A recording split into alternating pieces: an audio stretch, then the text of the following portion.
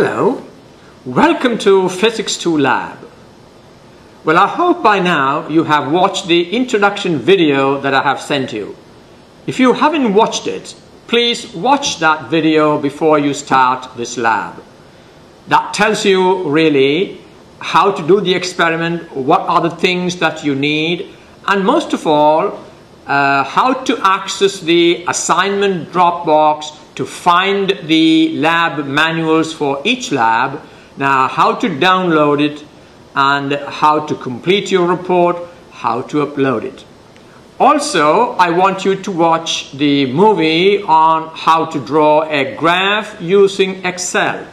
You will be using Excel to draw your graphs. That means you must be prepared to do that. Those who have done Physics 1 Lab are proficient in it. And also, one more thing. For this course, you need Microsoft Office installed on your computer. Now, remember, you are not paying anything for the textbook, for the lecture as well as the lab. So, you can afford to buy Microsoft Office and install it on your computer. Now, remember, that's a good investment. After the course is over, you have that and you can use it for many more years to come. That's a good investment, so you must do so. Without that, you will find it very difficult to do this course. Alright, before I start today's lab, which is a study of Boyles law, I would like to take a few minutes and explain to you how I would like you to write a lab report. Now, if you look at the lab manuals for each, I have actually written the lab manuals more or less in the way I would like you to prepare the report. The report should start with the title of the lab.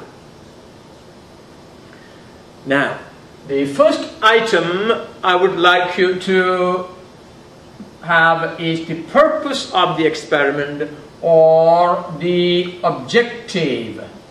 I think I like that word better. Instead of the purpose, the objective of the experiment. In fact, most of the lab manuals I prepared for you start with that objective.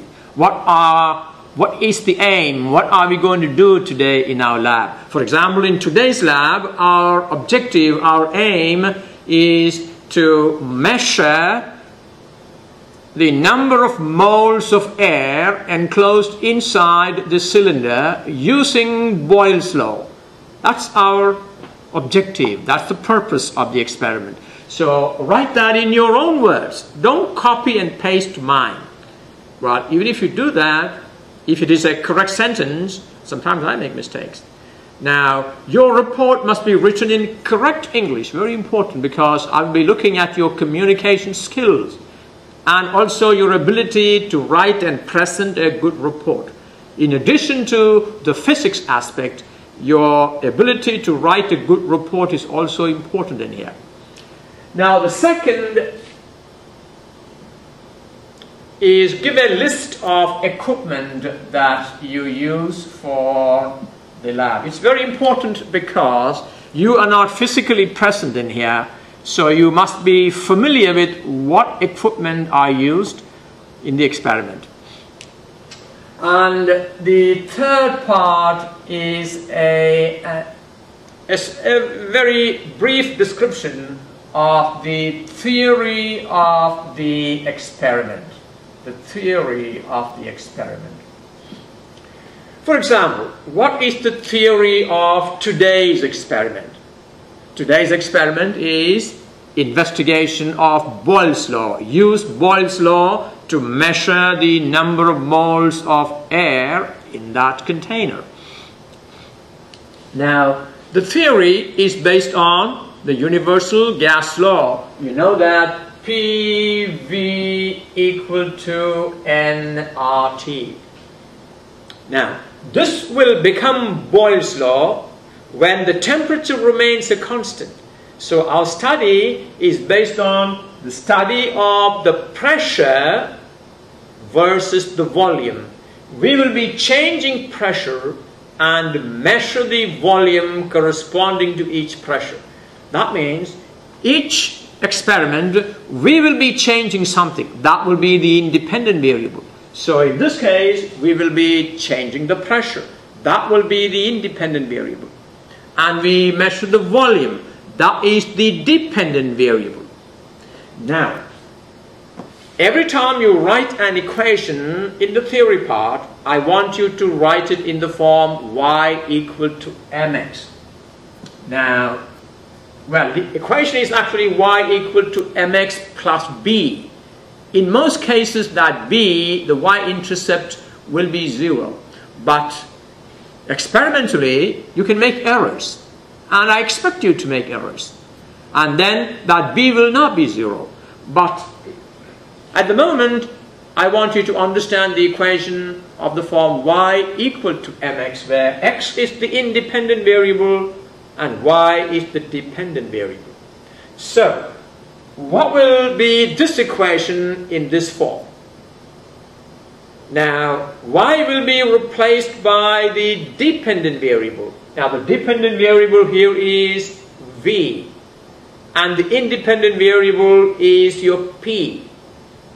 So, how do you rewrite this equation in the form y equal to mx? What you need to do is solve for the dependent variable. So you have v equal to nr over 1 over p. So if you draw a graph of v on the vertical axis and 1 over p on the horizontal axis, you expect it to be a straight line, and the slope of that straight line graph will be nRT. Measure that slope and take it and set it equal to nRT and calculate a value for n, knowing that T is the room temperature at which we perform the experiment. If I don't give it to you, you can take this T as 24 degrees Celsius, or make it into, that will be 273 plus 24 Kelvin. Remember, the gas law is valid only when the temperature is in Kelvin scale. And the value of R you know, and therefore N can be calculated.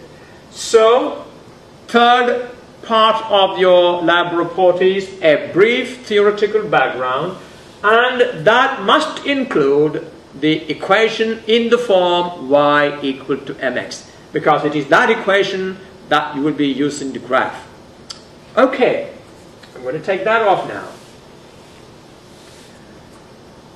The fourth part of your experiment must be a brief description of the method. The method.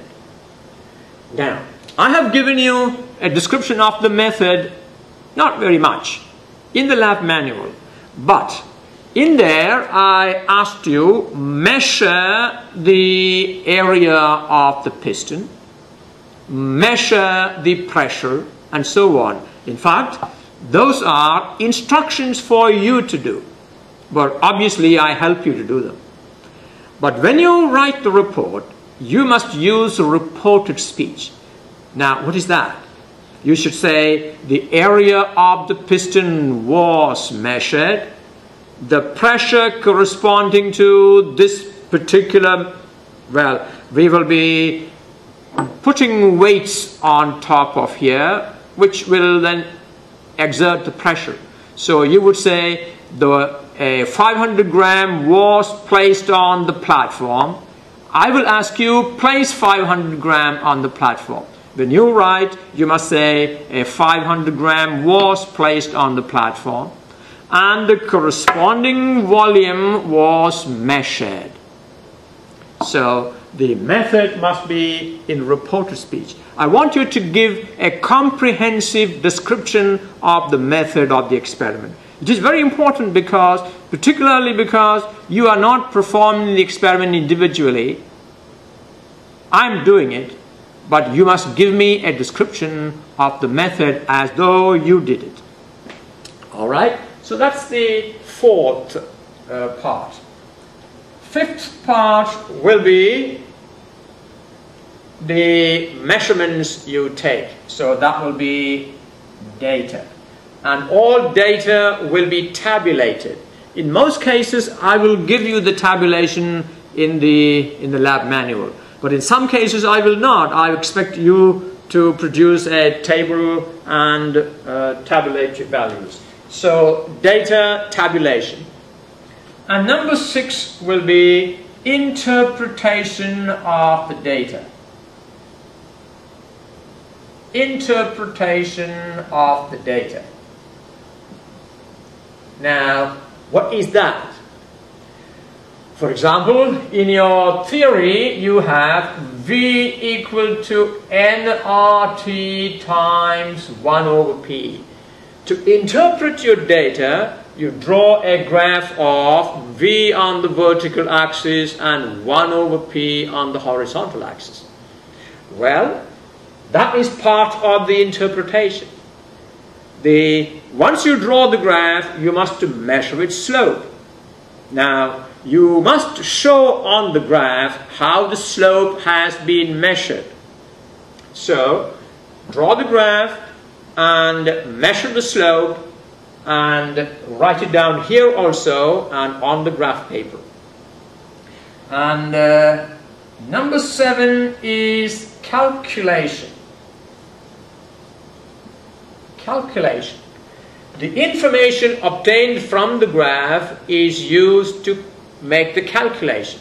Now, for example, we have the slope of your graph must be equal to nRT. Suppose when you obtain your graph of V against 1 over P, I'm going to give you a figure. Suppose you got the slope as say 20.6. Now remember, when you write the slope, this is nowhere near the actual value you will get. I'm just getting a number from the air. Now the unit of the slope is important. Remember, V is measured in meter cube. Now meter cube divided by 1 over P is 1 over Pascal. So that will be Pascal to the -1. Now therefore the unit of this slope will be meter cube per Pascal to the -1, and that will be meter cube Pascal. That will be the unit of the slope. So every time you measure a slope, I want to see the value of the slope with its proper unit. So in your calculation, bring the value of the slope and set it equal to that slope quantity. So you would say, I'm going to write it here. You've got to say nRT equal to 20.6 meter cube Pascal, and write the values of T and R using the proper units and calculate the value of N. And that is what you should be in calculation. And also, if I have asked you for a percent difference or percent error, you must include that also in there. Alright, that is number 7. Now, number 8, I want you to identify and tell me what are the sources of error in this experiment. Sources of error. What kind of error was involved in the experiment? Now remember, no experiment will give you perfect result. Now most of the experiment that I will be setting up and doing for you may not give you perfect result. Now my grading is not geared towards the accuracy of the final result.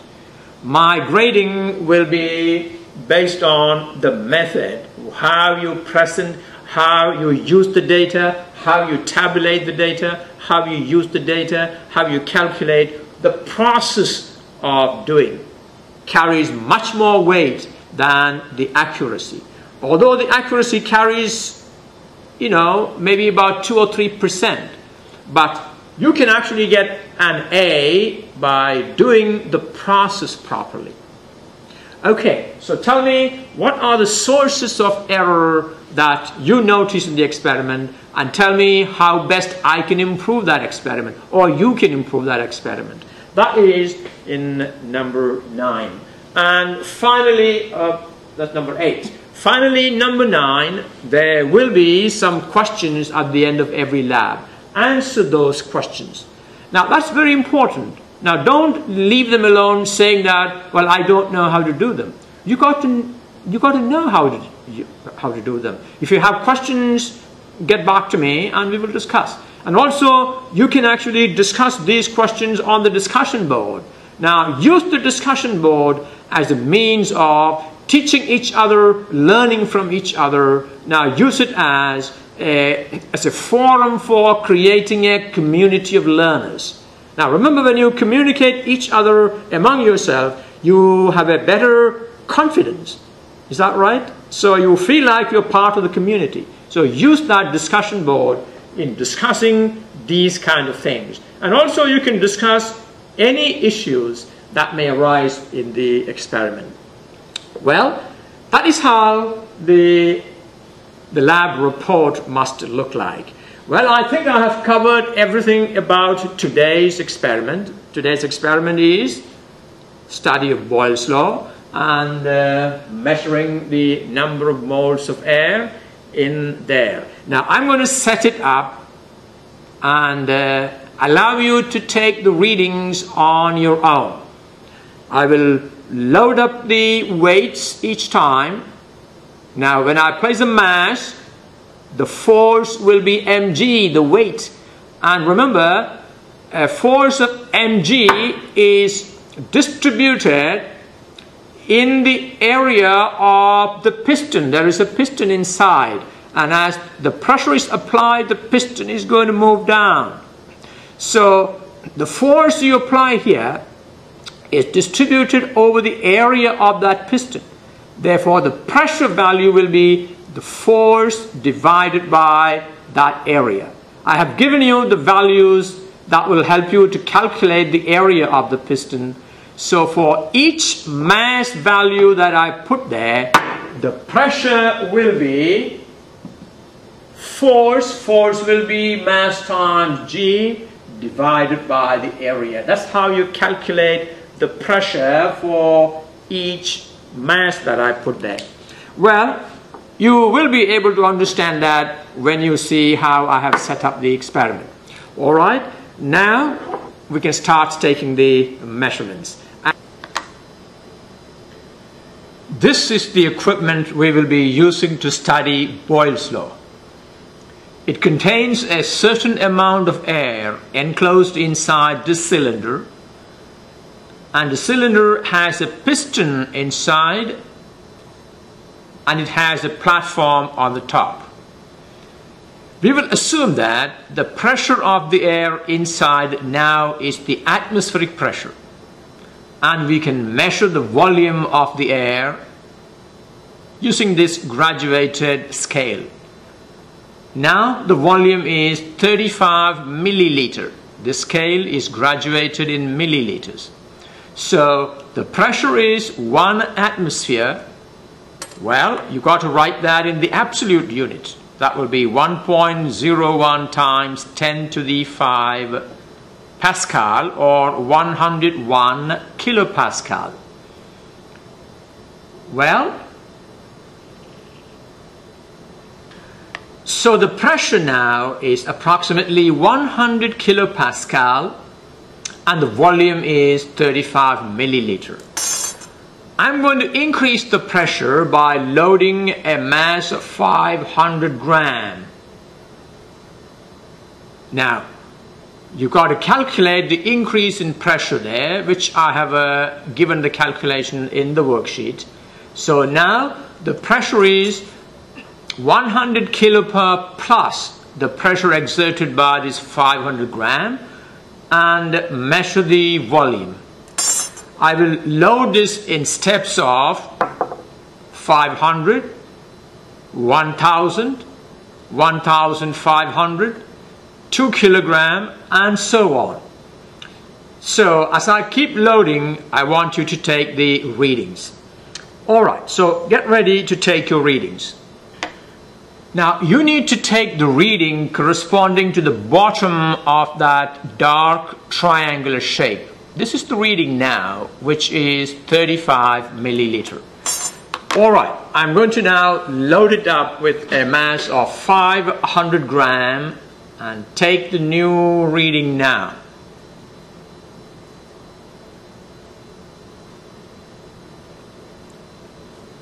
Alright.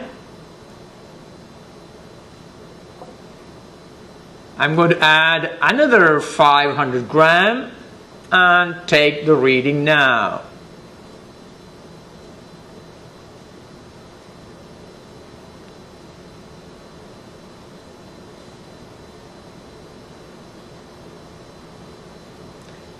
Alright. I'm going to add a third 500 gram and take the reading now.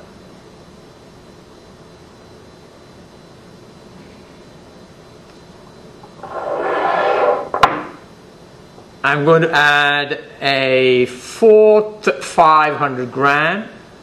So now there are 4 500 grams, that is 2 kilograms on the platform. Take the reading now.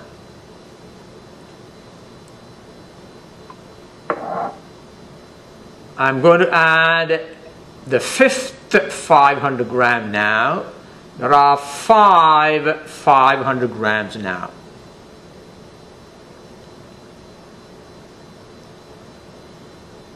Alright, I'm going to add a sixth one. There are 6 500 grams now.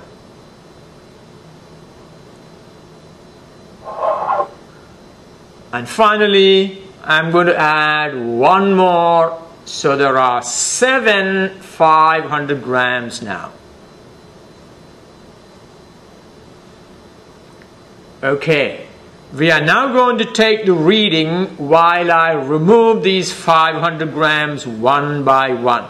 So what you have now done is you have the readings while I was loading. I'm now going to take one at a time.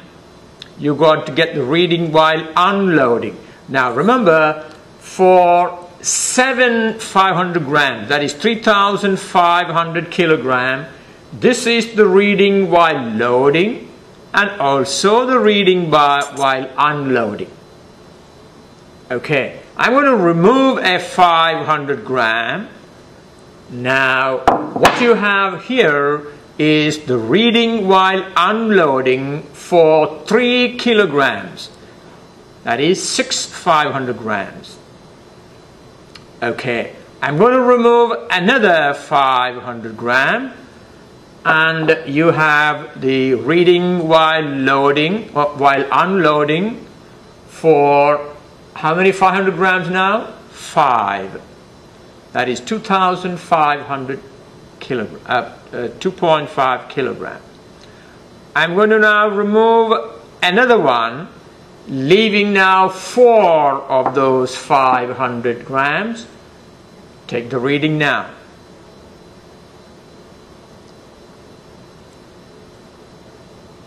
I'm going to remove another 500 grams, leaving 3 500 grams.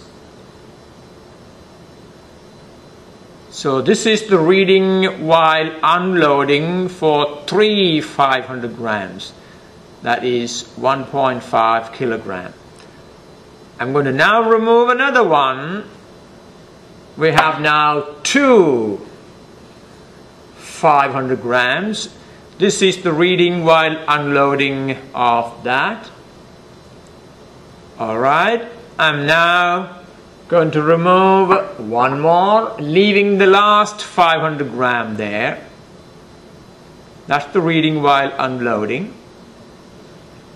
And I'm going to remove that also.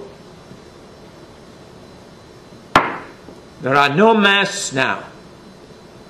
So you have 2 sets of readings, reading while loading and reading while unloading.